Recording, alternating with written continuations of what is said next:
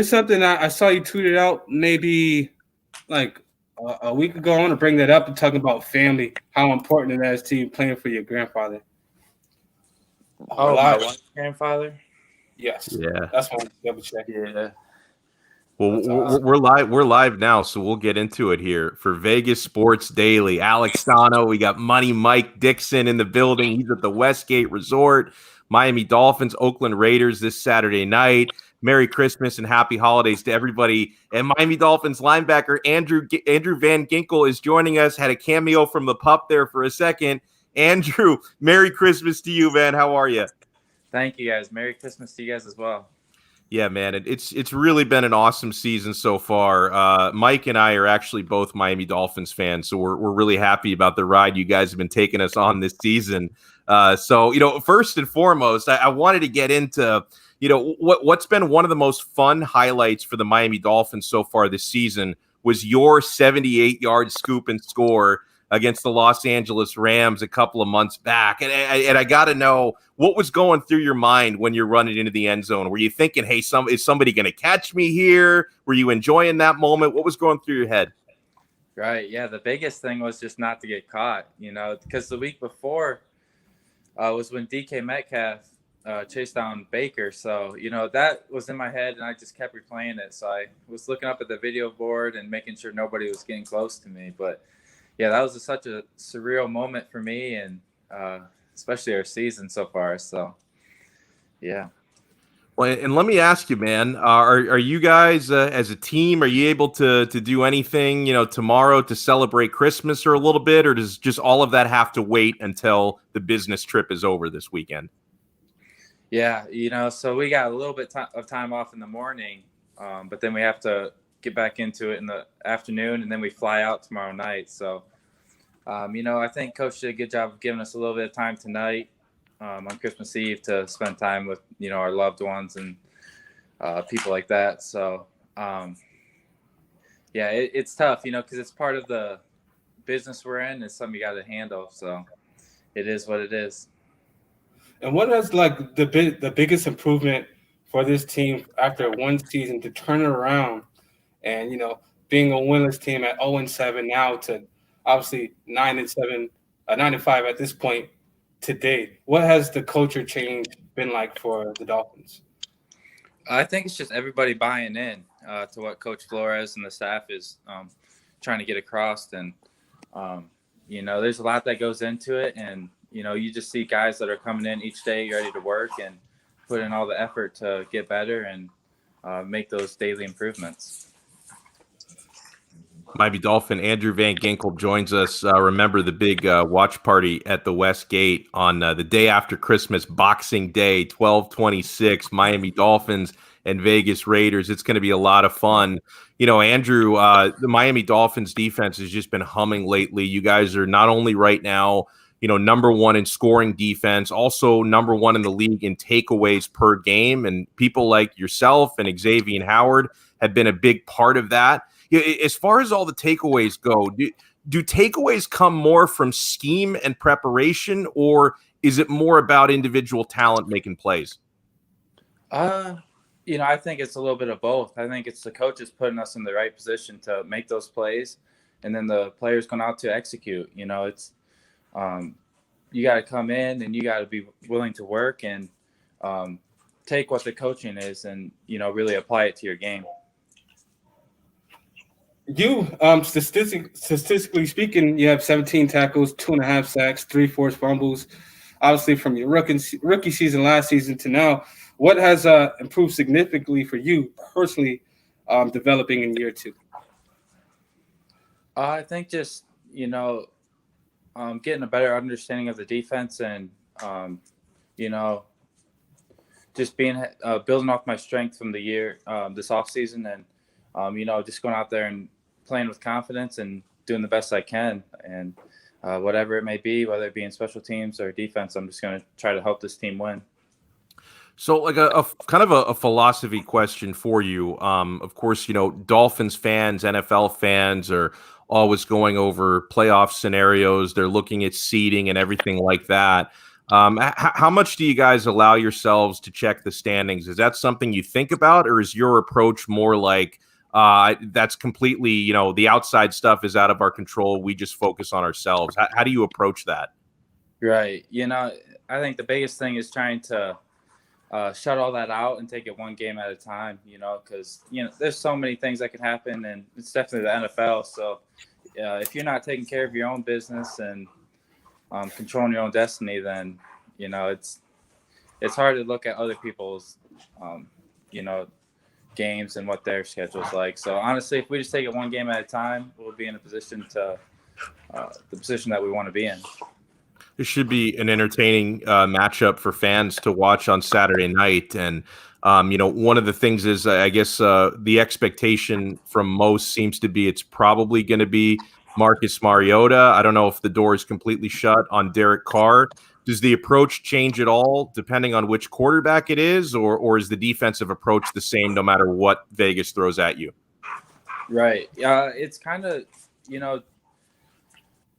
just getting better at what we're doing and executing our jobs. It's not too much about what they do. It's about us executing and going about our game plan and just taking care of whoever's in there, because their offense changes a little bit, but it's their offense and they're going to stick to it no matter who's in there. So I'd say it's the same. Now, in terms of preparing for the team without giving anything away for the Las Vegas Raiders go, what do you see in that offense that, whether it's Josh Jacobs trying to run that ball, how you guys plan on containing Marcus Mariota this upcoming Saturday? His legs are a huge part of his game. So anytime we can, take away the zone read or other things he does well, scrambling and getting the first downs. I think just being able to contain him and getting him in the right spot and all that stuff. So, yeah. So, something about you were back in your high school days a quarterback, and you ended up making the transition over to defense. You had to put some weight on to do that. What made you decide you wanted to make that change? Like, any particular reason you didn't stick with quarterback and you thought linebacker was the better way to go for you? Yeah, so when I got to college, they didn't really know where to put me. So one of the defensive line coaches like, I'll take him and we'll see what we can work with, make the most out of it. So, I went there and I played well. And he did a great job of coaching me and getting me in the right spots and making me execute the job. So it's something that, I just really dug in and took after. You've got some of the best hair. Oh, sorry to cut you off, Mike. But Mike, Andrew, you've got some of the best hair in the National Football League. Has anyone tried to pressure you into cutting it off? Are you like Samson? Would that be the power going away if you cut off the hair? Are the golden locks here to stay? I always said I'm going to keep them on as long as I play in football. So we'll see if I hold dear to that. But it's something that, it just started in college and something I just went with ever since. So the plan is for as long as I play football, but we'll see where it takes me. That's awesome. I want to say this. Speaking of quarterbacks, from your perspective, Tua Tagovailoa, from when he played his first game as a starter versus the Rams up until this point, what have you noticed tremendously in his play? It's just his poise back there and how he takes care of the ball. And, he's always going to put players in the position to succeed, to go out there and make the catch and catch and run or whatever it may be. So just the way he's been handling it, and you can just start to see his confidence grow and his leadership abilities and everything that he brings to the table. So, yeah.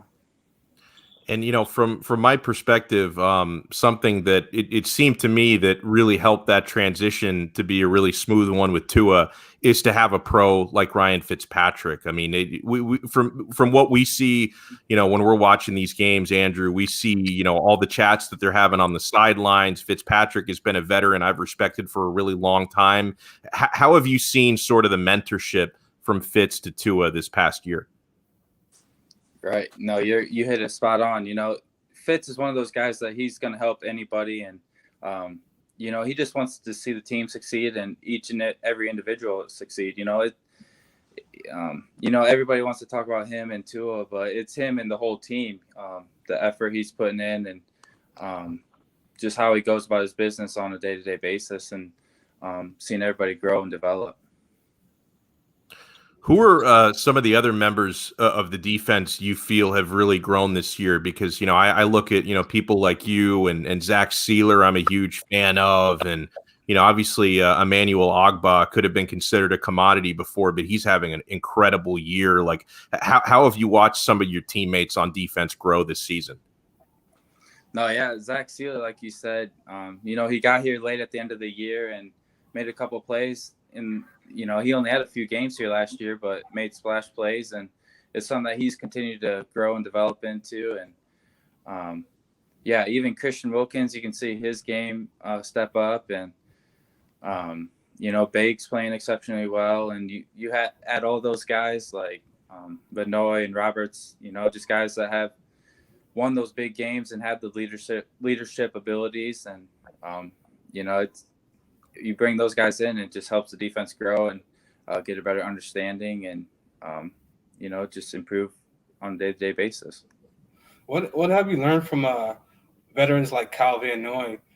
Just the small nuances in the game, whether it's, somebody in the 2-point stand on an offensive line and you're coming off the edge. I've noticed over the past few weeks, man, you've just been getting the edge and running through certain gaps correctly. Like, did he teach you anything that you actually learned and that you applied on the field?